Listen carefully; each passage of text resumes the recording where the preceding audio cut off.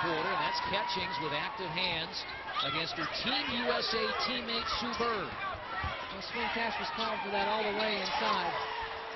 Now Katie Smith misses. Catchings the rebound. And Aaron Phillips got caught in transition on Swin Cash, and Cash was calling for the matchup inside, and Seattle didn't recognize it. And now they'll huddle, and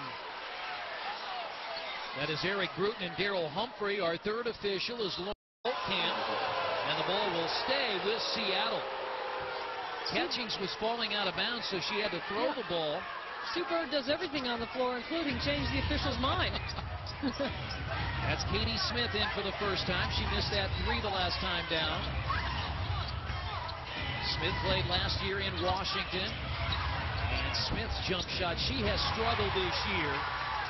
She is 37 years old, shooting just 26% off the bench for Seattle. Well, it's not all in the numbers for Katie Smith. It's the experience that she brings inside Brian Agler's system, having played with him for so many years in so many different places as a professional.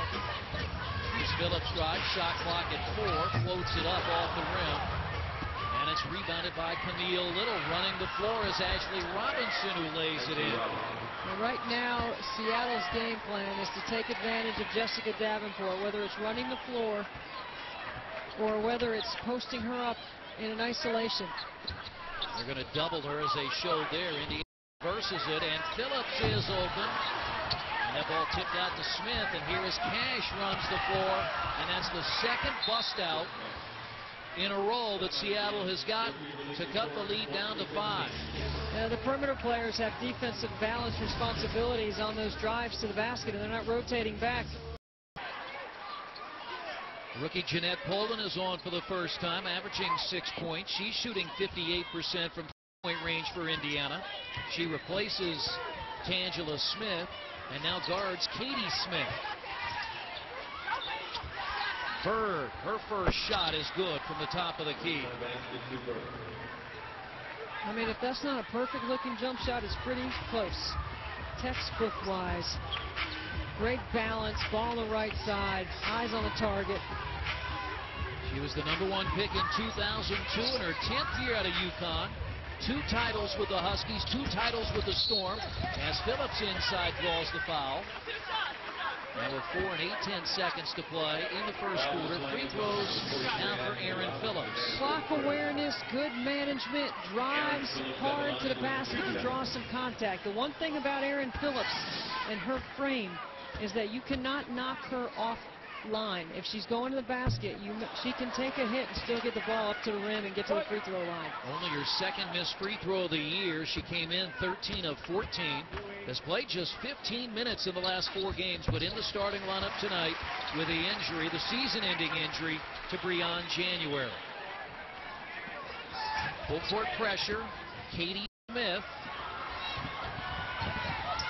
will get the shot away, but it's blocked by Sutton Brown. The Fever had the lead after the first 10 minutes. They trailed early by 3, used a 12-0 run to lead by as many as 9 points per game. I think Seattle has figured out what they need to do to play in the absence of Lauren Jackson, who may be back before the end of the season. They played a little bit more up-tempo. They switch on everything defensively. They're all about the same size. Catchings had it roll around the rim. Except for Sue Bird. She does not switch unless she gets stuck. And that's Bird for 3. Hits again. That's her second of the night. Sue Bird has 6. 23-21, so a 9-point lead now down to 2.